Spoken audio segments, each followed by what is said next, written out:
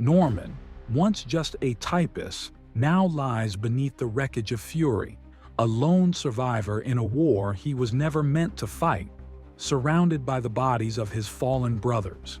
He was never supposed to be here alone.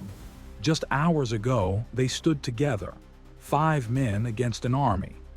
Now, the silence is deafening. One by one, they fell. And now it's just him, buried in a steel coffin while enemy soldiers march past. How did it come to this? Let's go back to the beginning. April 1945. The war is nearing its end, but for Staff Sergeant Don "War Daddy" Collier and his battle-hardened crew, the fight is far from over. Fury, their M4A3E8 Sherman tank, is their home, their weapon, and their last line of defense.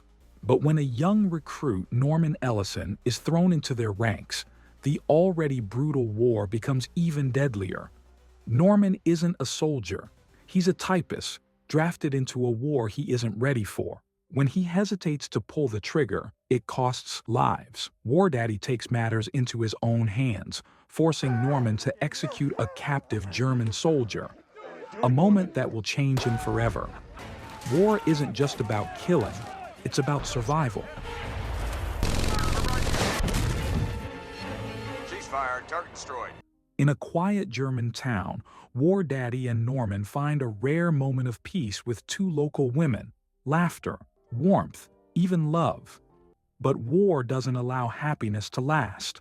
A sudden German bombardment shatters everything, leaving Norman devastated and hardened. Then comes the moment of truth, a battle against a German Tiger. One tank. Outgunned and outmatched, Fury and its allies stand little chance. One by one, their tanks are destroyed. But Fury doesn't back down. Through strategy and sheer will, they take the Tiger down. Yet victory comes at a cost. Their radio is destroyed, and they are alone. With their tank disabled by a landmine, the crew faces an impossible choice: run or fight. War Daddy makes his decision. He stays. Norman chooses to stand with him. Inspired by their leader's courage, the rest of the crew stays. 5 men against 300, a final stand. What follows is pure chaos. Fury becomes a fortress, unleashing destruction on the advancing Waffen-SS. But numbers don't lie. One by one, they fall. Grady, Gordo, Bible, and finally, War Daddy. And now, we're back where we started. The battlefield is silent. Fury is lifeless. But Norman is still breathing.